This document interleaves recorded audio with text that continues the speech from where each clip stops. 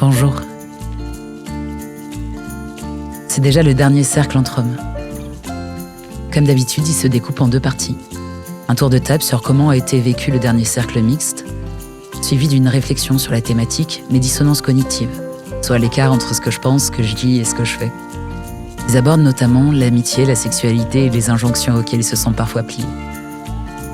La particularité de ce cercle est l'absence d'Esteban, qui était malheureusement malade ce jour-là. Bienvenue parmi nous. Un important travail de montage a été réalisé afin de vous assurer une meilleure écoute. Il s'agit d'une parole à un moment donné, dans un contexte donné, et ne représente pas la complexité des opinions des participants et participantes. Bonne écoute. Si ça vous va, je commence. Je suis triste aujourd'hui parce que j'ai dit adieu à mon amoureuse il y a quelques heures.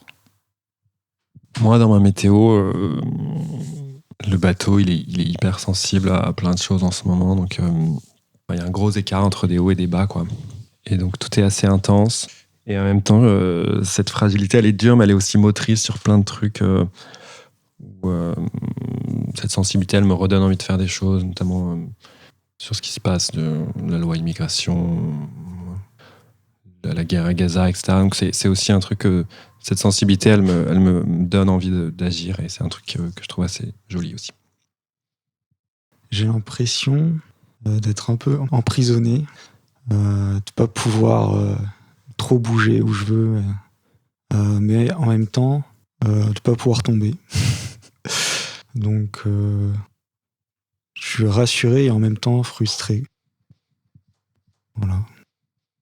Je pense que là, en ce moment, je me sens paradoxalement très enfermé à l'intérieur de moi-même ces derniers temps. Beaucoup de mal à m'ouvrir à l'extérieur, là, en ce moment. Et puis voilà, là, en ce moment, entre deux villes, donc je me sens un peu déraciné, un peu partout et donc nulle part. Et là, en ce moment, ce que je préfère, c'est mes trajets dans le train. Au moins, c'est une espèce de truc entre les deux. Voilà, mais je suis content de vous retrouver ce soir pour le groupe. Et comment c'était pour vous la dernière fois ? C'était assez marrant en termes de... marrant dans le sens surprenant dans ma posture de facilitateur, parce que tout le monde avait une énergie très basse. J'ai rarement animé un groupe avec une énergie si basse. Et malgré tout, il y a eu ça m'a donné l'impression d'un film de Noël.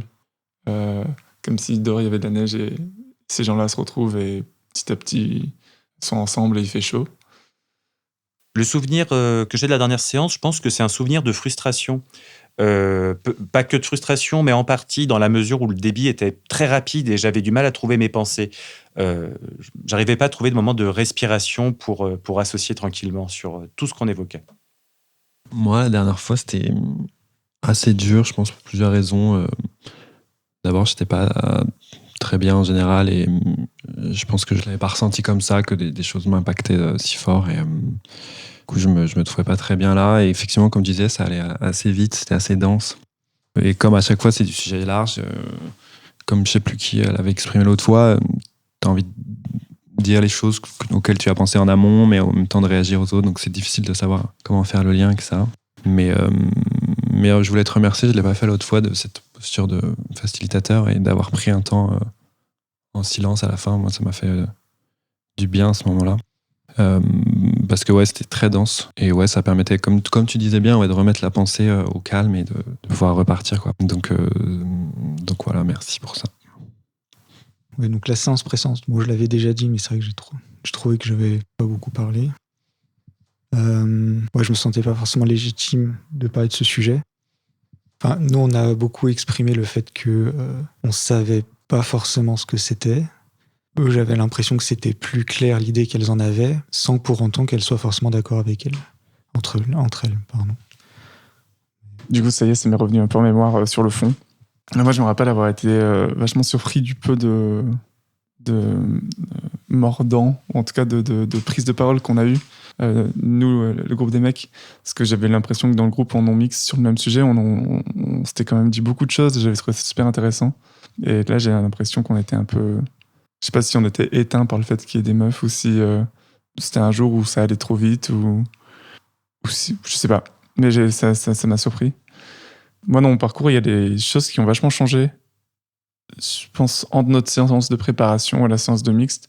Là, depuis 1 mois et demi, ma posture par rapport au féminisme, elle a changé vraiment beaucoup. En fait, depuis très longtemps, il y a une des questions que j'ai, c'est est-ce que j'ai ma place? Est-ce que c'est un mouvement qui se bat vraiment pour l'égalité entre les hommes et les femmes? Ou est-ce que c'est un mouvement qui sert d'abord à se regrouper en tant que femme, qui inclut pas forcément les hommes? Est-ce que c'est un certain type de femme?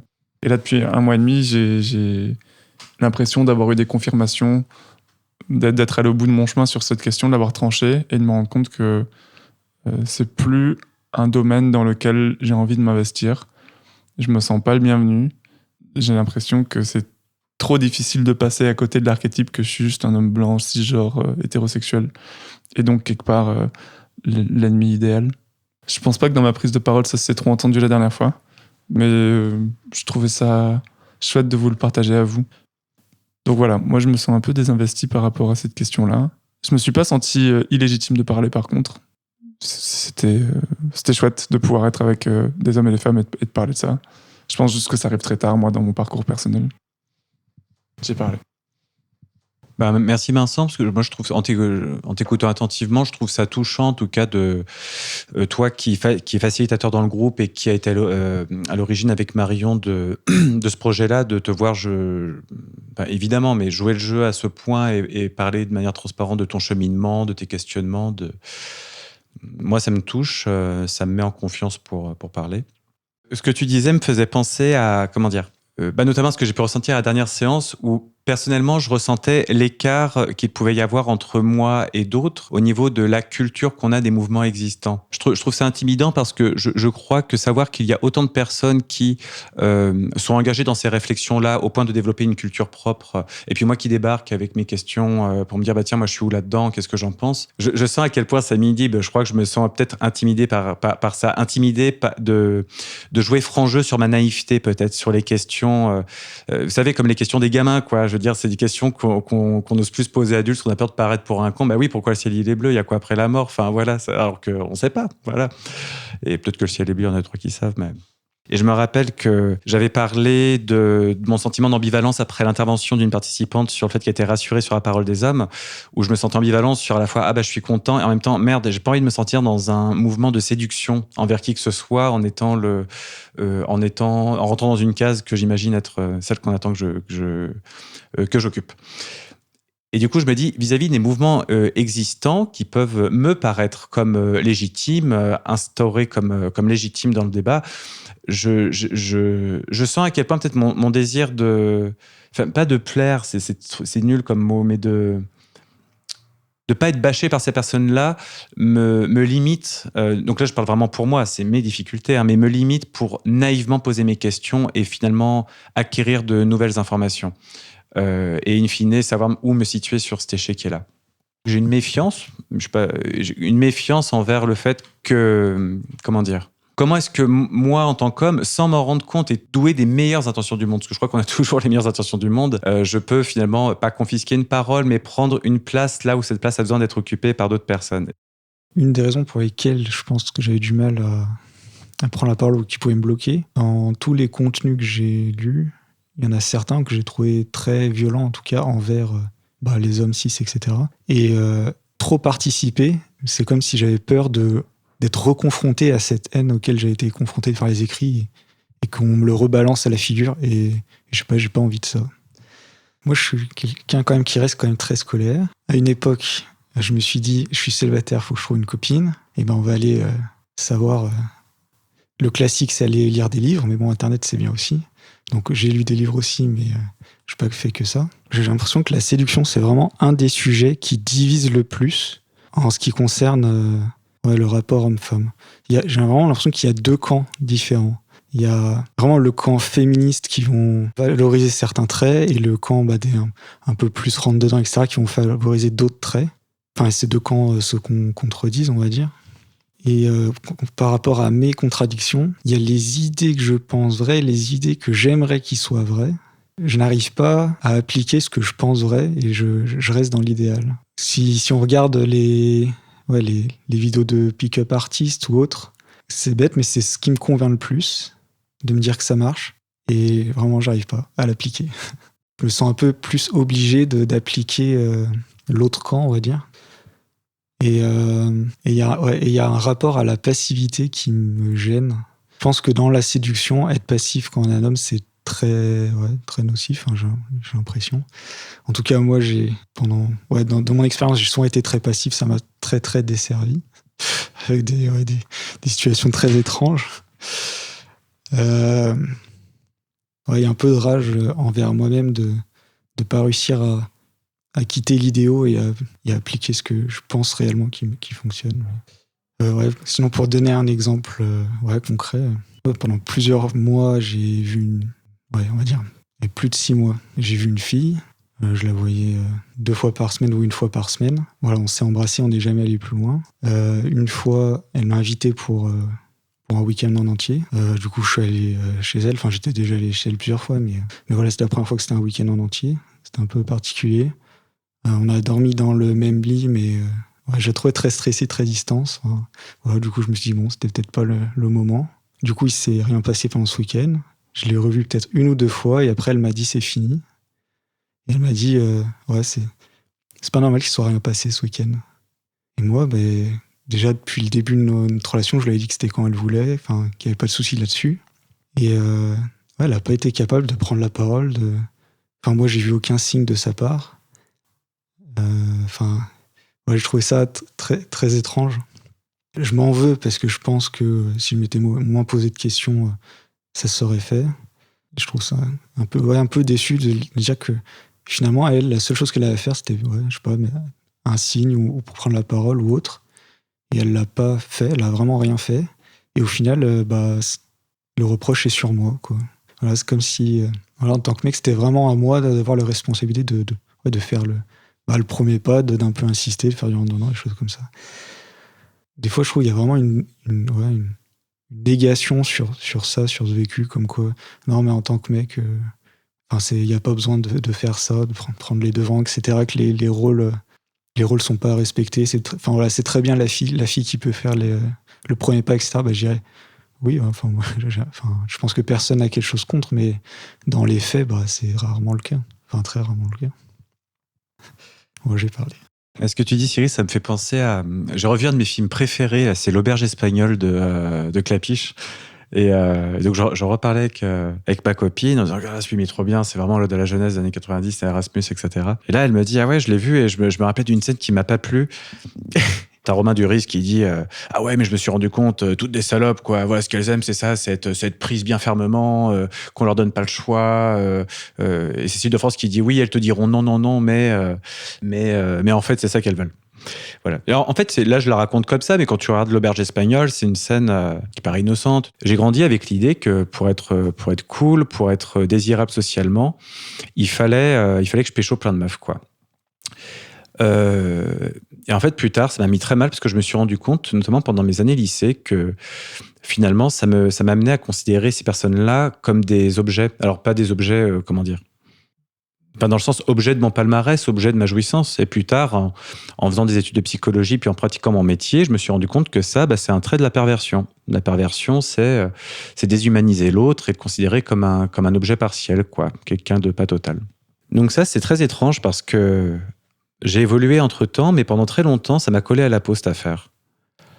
Ça m'a collé à la peau parce que essayer de le faire, essayer de rencontrer plein de personnes différentes, ça m'a aidé dans ces périodes-là à m'approprier une certaine confiance en moi, une certaine image de ce que ça pouvait être un mec, être comme mon grand frère. Et du coup, ce qui est hyper bizarre quand aujourd'hui, à 30 ans, là j'en parle avec vous, c'est que moi, il m'a aidé sur le moment. On m'a dit, c'est ça le moule, essaye de rentrer dedans. Et donc ça crée une espèce de dissonance cognitive pour le coup. Adopter ce comportement-là qui m'a aussi privé de plein d'autres choses. Je pense qu'il m'a privé de rencontrer l'autre de façon plus intime, de pouvoir dévoiler ma fragilité. Ça m'avait aidé à ce moment-là parce que c'est tout ce à quoi j'avais accès, je crois. Moi aussi, j'ai grandi avec cette image de il faut qu'il y ait beaucoup de partenaires et il faut qu'il y ait beaucoup de personnes et une part de ma valeur va dépendre de ça. Et j'ai consommé des gens. Alors au début, je pense vers la fin du lycée, ça a été une consommation mutuelle. C'est ce moment où on essaye de trouver cette première personne avec qui on va pouvoir coucher. Et en fait, moi, dans mes expériences, ça s'est pas tellement fait sur une connaissance de l'autre et un appétit de l'autre en tant qu'individu. Et je pense que des deux côtés, c'était juste, ah bah tiens, une personne disponible qui me plaît suffisamment, jusqu'à ce qu'on trouve la personne qui est suffisamment pas surveillée par ses parents, a accès à un endroit intime. Et après, ça s'est déporté dans la vie universitaire. Et là, pour moi, c'était American Pie. Très mauvais modèle pour considérer l'autre personne comme un individu. Après, j'ai une copine. Et là, j'ai découvert l'intimité, ce que ça voulait dire. C'est un truc assez récent, mais j'ai l'impression d'arriver à repenser un peu comment ma sexualité s'est construite. Enfin, la sexualité, du coup, s'est construite autour de mon désir à moi, en fait, de ma jouissance, et essayer de repenser tout ça dans les pratiques. Mais pourtant, comment, effectivement, mon désir est encore colonisé par tout un imaginaire que je maîtrise pas, en fait, qui me dépasse et qui me plaît moins que ce que je pratique, en fait, et qui est problématique à plein d'égards. Parce que infusé dans les représentations culturelles, dans le porno, etc. Et du coup, il y a un truc super bizarre, ouais, de voir qu'une partie de toi... mais je pense que tu as raison sur la question temporelle, quoi. Ça prend du temps de déconstruire un truc si puissant que le désir. Mais une vraie dissonance, ouais, entre essayer de repenser un truc plus joli, plus riche au niveau de la sexualité, et en fait, te voir que t'es happé par des trucs moins chouettes, quoi. J'avais bien intégré qu'il fallait faire attention à l'autre, à la femme, à la respecter, est-ce qu'elle dit non ou pas, est-ce qu'elle dit oui. Mais j'avais pas du tout intégré que moi j'avais le droit de dire non. Et je me suis retrouvé dans des situations où je me suis forcé. Ça m'arrive encore, cette année encore, devant quelqu'un, une fille vraiment insistante. J'ai fini par coucher avec elle pour que ça s'arrête, pour qu'elle arrête d'insister. Et j'ai pas su lui dire que en fait je voulais plus. Et ça m'a déçu de fou. Donc j'ai toujours une dissonance là-dessus sur ma capacité à être légitime. Oui, j'avais mis toutes ces conditions et tout, mais en fait ça me va plus et je voudrais pas que tu penses que je t'ai chauffé pour rien. Je voudrais pas que tu aies l'impression que je me sois foutu de ta gueule. Parce que j'ai l'impression qu'en tant que mec, tu vas t'attendre à ça. Donc je vais donner des parties de moi que j'ai pas envie de donner des fois. Moi, je sais par exemple que intellectuellement, je trouve que je suis pas du tout OK avec l'idée du maquillage, par exemple. C'est un comportement attendu des femmes. On se présente à un entretien avec du maquillage. Et pour moi, le sous-texte de cette convention sociale est quand même hyper violent, quoi. C'est quand même se foutre de la peinture sur la tronche. Et si on l'a pas, on serait pas OK, on serait pas bien. De même qu'aujourd'hui, de plus en plus de personnes, et je trouve ça fantastique, beaucoup de personnes de mon entourage le font, des femmes se laissent pousser les poils, par exemple, arrêtent de se raser. Je trouve ça super, il n'y a pas de raison pour lesquelles moi je pourrais me laisser pousser les poils des bras, sur le torse, et puis pas des femmes. Mais moi je vais pas être attiré par ces femmes. ça va me bloquer, je sais pas, j'ai pu avancer un peu là-dessus. Mais là, il y a quelque chose qui ne dépend pas de ma volonté. Est-ce que ce corps-là ou cet autre corps m'attire, etc. Je pense que c'est des choses évidemment qui se déconstruisent, qui demandent du temps. Mais là, au moment où je vous parle, je n'ai pas la main là-dessus. J'ai pas la main là-dessus. Et ça, c'est quelque chose sur lequel je me sens extrêmement en dissonance. Sur les poils, c'est marrant parce que moi, c'est grave l'inverse. Dans tous les partenaires que j'ai eus, celle qui était rasée de trop près, ça m'a... Je sais pas si du dégoût, c'est le bon mot, mais ça m'excite moins. J'ai l'impression d'être avec des enfants. Si je vais commencer peut-être quand j'étais plus jeune, même au lycée, moi, je me considère un peu comme un robot. Ouais, les émotions, ça m'intéressait pas. Moins il y en a, mieux c'est. J'ai toujours été extrêmement enfermé. Et au final, je pense que je le vivais pas si mal que ça. Mais c'est plutôt quand j'ai commencé à m'intéresser un peu aux féministes et où j'ai vu peut-être que je passais vraiment à côté de quelque chose, quoi. Qu'il fallait quand même que je change. Donc il y a eu un effort progressif pour m'ouvrir, etc. En fait, je trouve que c'est ultra épuisant. C'est ultra épuisant et tellement épuisant que, genre, des fois, je me dis, enfin, c'est bon, là j'arrête. Mais là, je peux plus. Je peux plus. Il y a une envie d'ouverture et de découvrir plein de choses. Et pourtant, parfois, j'enviais finalement la sérénité que j'avais quand j'étais extrêmement fermé. Parce que la vérité, c'est que j'allais bien. Par exemple, je suis dans une période où j'essaye de me fermer. Même si, bien sûr, j'espère pas sur tout. Il y a plein de choses sur lesquelles j'ai progressé que je vais garder. Mais ouais, je sais pas, j'ai besoin d'une pause. Voilà. Je parlais. Je me disais juste, Cyril, en t'écoutant, que pour peut-être expérimenter je sais pas, l'ouverture de soi, tes émotions, une nouvelle manière d'être un mec, etc. Faut avoir des gens avec qui le faire, avec qui jouer. Et on peut pas faire ça tout seul, quoi. C'est compliqué, je trouve. On peut pas faire ça tout seul. Une question qui me touche beaucoup et qui rejoint cette question d'ouverture à soi, à ses émotions et le partage que tu en fais à l'autre. Moi, c'est la question d'être parent par rapport à ma fille. Et je trouve que c'est dur parce qu'il y a... en fait, je me suis arrêté de travailler pour m'en occuper ces dernières années. Et d'une certaine façon, je pensais que c'était suffisant, en fait, que ma présence par rapport à mon passé familial, où, pareil, je suis un peu très peu présent et pas très ouvert en général, que cette présence allait suffire. Alors qu'en fait, il y a un truc vachement plus riche et dense que ça. Il y a cette présence physique qui est là, mais quelle est la qualité de cette présence-là? Quelle est la qualité d'écoute, de partage que tu as, bon là, avec cet enfant, mais en général? Et j'avais l'impression d'acquérir un truc en me disant, ça y est, j'ai cette étiquette de père au foyer, tout est gagné, quoi. Et en fait, c'est effectivement beaucoup plus complexe que ça et difficile dans la façon dont tu t'ouvres, dont tu te rends présent aux émotions de l'autre, j'arrête pas de dire dont je suis présent avec elle, etc. L'autre chose aussi dans ma posture, c'est de savoir... moi qui ai un problème avec, justement, comme je disais tout à l'heure, ces questions d'être en conflit avec les autres, comment, quand ça implique quelqu'un de si proche, est-ce que j'arrive à réagir quand il y a justement des injonctions sexistes ou quand on lui dit à la crèche que un tel c'est son amoureux, en excluant d'emblée la possibilité qu'il puisse y avoir qu'elle puisse être lesbienne, enfin toutes ces questions-là, et ça me questionne sur ma capacité à sortir de moi et de ma zone de confort pour réagir à ces trucs-là et pas que ça les enferme en tant que adulte en devenir, quoi. Depuis quelques mois maintenant, c'est ancré. Je considère les gens comme des personnes, mais tous les gens. Et le fait de considérer les gens comme des personnes avec une identité, des secrets, une histoire que je connaîtrai jamais, je pense que ça m'amène aussi à plus de respect envers... Enfin, pas plus de respect, plus de considération envers les femmes, qui à un moment étaient devenues un objet de consommation quand c'était sexualisé. Mais aussi parce que depuis tout petit, ma mamie, à chaque fois, elle me dit « Est-ce que t'as une amoureuse ? Est-ce que machin ?» Mes potes, mes profs, enfin tous les adultes en grandissant, puis les potes. Il y a vraiment ce truc de « Putain, je peux pas avoir une amitié garçon-fille sans que ça soit sexualisé. » Donc, ok, toute nouvelle fille est un partenaire potentiel. Maintenant, le combo de « J'ai besoin de me protéger, moi, mon intimité, et de « les gens sont des gens », fait que j'ai réussi à casser cette image-là. Et ce qui m'amuse, c'est que des fois, je surprends des femmes être dans ce rapport-là avec moi. Et elles trouvent rien en face. En fait, t'es un humain. Et j'aime bien, des fois même, ça me fait jouir du plaisir de voir que la personne s'attend à des attentions.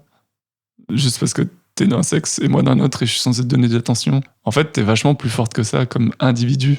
Assume qu'il n'y ait pas de galanterie, assume qu'on a le droit de se chercher, qu'on a le droit de pas être d'accord, qu'on a le droit de débattre ensemble. Assume ton agressivité. Arrête de t'enfermer toi aussi là-dedans. Je suis pas le seul à t'avoir sexualisé. Des fois, j'ai envie de penser. Je pense que tu m'as sexualisé en retour et il y a eu des attentes de rôle. Je pensais au fait que moi, je crois que ce qui compte pour moi, tu vois, vous voyez, quand je rencontre un homme, c'est d'avoir accès à quelque chose de vulnérable avec lui pour tisser une amitié. Mais ça, pour moi, c'est universel, c'est-à-dire que c'est une des visions que j'ai de l'amitié, c'est qu'on puisse, c'est que ça soit un des rares oasis où on puisse se montrer loin des injonctions au bonheur, des injonctions de réussite, qu'on puisse se montrer aussi moyen, qu'on puisse être aussi humain, aussi. Mais là aussi, ça, je pense que quand tu parlais de volonté, de décision individuelle, c'est vraiment un truc qu'il faut que moi j'arbitre, je pense. Mais des freins que moi je me mets sur la question des amitiés mecs, à quel point je m'autorise à être tendre, à être soutenant, à partager des émotions avec des personnes. Et je me suis aperçu que même avec des gens avec qui ça pourrait être complètement OK, où il y a tout ce bagage, notamment le féminisme, donc avec qui on pourrait se faire des câlins, s'embrasser, etc. Et j'ai encore ce frein, moi, qui est ancré de cette éducation masculine. Et voir que c'est pas que un truc qui vient de l'extérieur, mais que c'est aussi une barrière que moi je me mets. Il y a un truc difficile à assumer, quoi, à gérer dans mon conflit intérieur.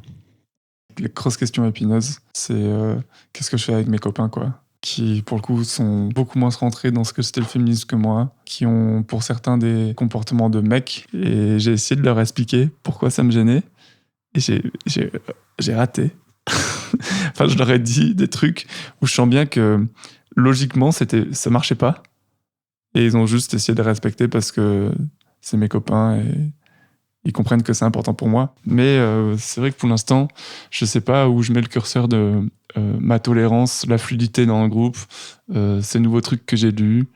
Je pense que ces lunettes que j'ai, elles vont teinter mon parcours maintenant tout le temps. Mais ça veut pas forcément dire que ça va les teinter eux. Et je trouve ça intéressant aussi de voir comment les trois s'accommodent de ce Vincent exigeant, un peu pour rien de leur point de vue. Bon, je vous propose qu'on passe à la méthode fin, toujours avec le dépôt de malaise si besoin, c'est possible. Et voilà, la parole est au centre. J'ai mal aux yeux d'avoir trop pleuré. Et je suis content d'être avec vous, que cette parole puisse exister, qu'on ait un endroit où on puisse aussi parler de tous ceux pour lesquels moi j'arrive pas à trouver un espace où je me sens en sécurité vraiment, soit en sécurité, soit avec des gens qui ont quelque chose à faire de ces interrogations que j'ai. Donc vraiment merci beaucoup. C'est quand même une aventure dans laquelle je me sens extrêmement privilégié et je voulais vraiment vous remercier chacun. De manière générale, j'ai tendance à un peu complexer de pas beaucoup parler. Et du coup, je trouve que là, ça va, j'ai parlé. Donc, je suis plutôt content. Voilà. Sinon, oui, alors, tu te sentais privilégié, ouais. Voilà. Moi aussi, je me sens privilégié de participer à ça. Hein. Enfin, je te remercie beaucoup. Voilà. Ouais, ça sonne un peu l'heure des bilans, comme c'est la dernière séance en non-mixité. C'était vraiment cool, ouais. Moi, ce que j'ai beaucoup aimé dans mon expérience personnelle, ça a été j'ai l'impression d'avoir pu expérimenter plusieurs parts de moi, tout aussi authentiques les unes que les autres. Ça m'a beaucoup apporté d'écouter les autres et d'être au contact de tempéraments aussi différents. Et ce que j'ai trouvé super beau, d'ailleurs super chouette, alors je pense davantage à notre groupe en non-mixité, mais justement que autant de tempéraments, de personnalités si différentes soient réunis au même endroit pour exprimer des opinions parfois semblables, parfois différentes sur un seul sujet, en l'occurrence le féminisme. Je trouve que c'est toujours des moments... c'est un peu des trucs qui se passent pas normalement, quoi. C'est comme une espèce de triche heureuse et ça, je trouve que c'est vraiment, vraiment cool. Juste l'expérience du groupe de parole, quoi. Ça défonce tout, ce truc, quoi. Moi, je trouve ça vraiment bien. Voilà, donc vraiment, je vous remercie tous. On a encore une séance en mixité, mais en tout cas, les gars, je vous remercie. Je remercie aussi Esteban qui est pas là, qui est malade. Ouais, je vous rejoins effectivement. Merci d'avoir créé ce lieu, ce temps-là, qui est très chouette. Là, ce soir, j'avais pas trop envie de venir. J'ai eu un week-end de danse et tout, et je m'en sors fatigué, mais je sais pas, il y a un truc doux. Ouais, c'était doux d'être ici, quoi. C'était chouette. Et oui, c'est vraiment chouette d'avoir cet espace, pouvoir parler si facilement avec des gens qu'on connaît pas sur ce sujet-là. C'était vraiment très chouette, ouais. Merci. Et du coup, le deuxième météo, c'est juste le fait d'avoir dit que c'était la dernière séance en non-mix. C'est vrai que maintenant, je suis triste. Voilà.